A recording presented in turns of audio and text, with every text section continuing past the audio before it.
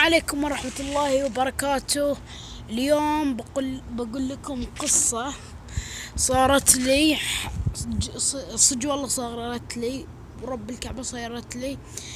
أنا كنت في البحر، كان عمري 5 سنوات. عاد ولد خالتي كان بيروح البقالة، ولحقته ما شفته وضيعت. رحت يمكن بعدت عن بقالة يعني اللي في البحر، بعدت عنه يمكن يعني بعيد، والله ماني عارف. ضيعت إلا شفت واحد رجال مو برجال، لا أولاد. قالوا لي أمك تدورك وكذا كذا. قلت له وينها؟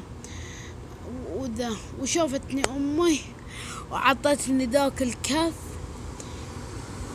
اللي خلاني أعرف شلون عشان يصير ذا الله على الشيطان، يصير لي عبرة عشان بعدين لا أعيده وكذا.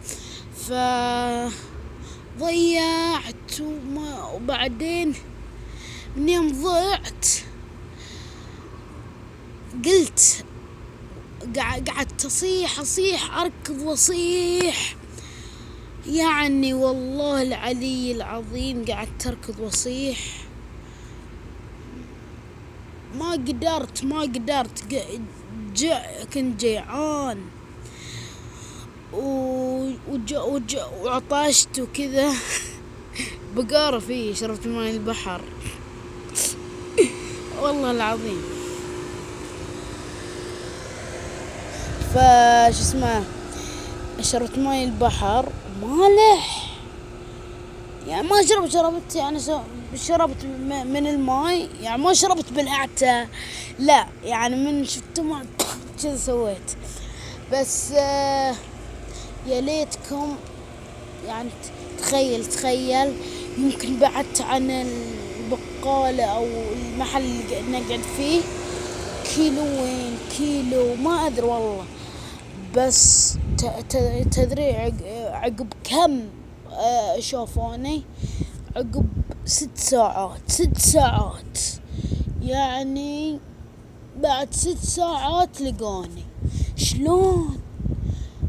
عاد حمدت ربي وشكرته، والآن بتشوفون شلون مثلا بتشوفون الحين مثلا بحر طويل كبير، هو البحر تمشي ما يخلص البحر. يعني عبرة لي وعبرة لكم. هذه القصة صج والله العلي العظيم، صج ما كذب.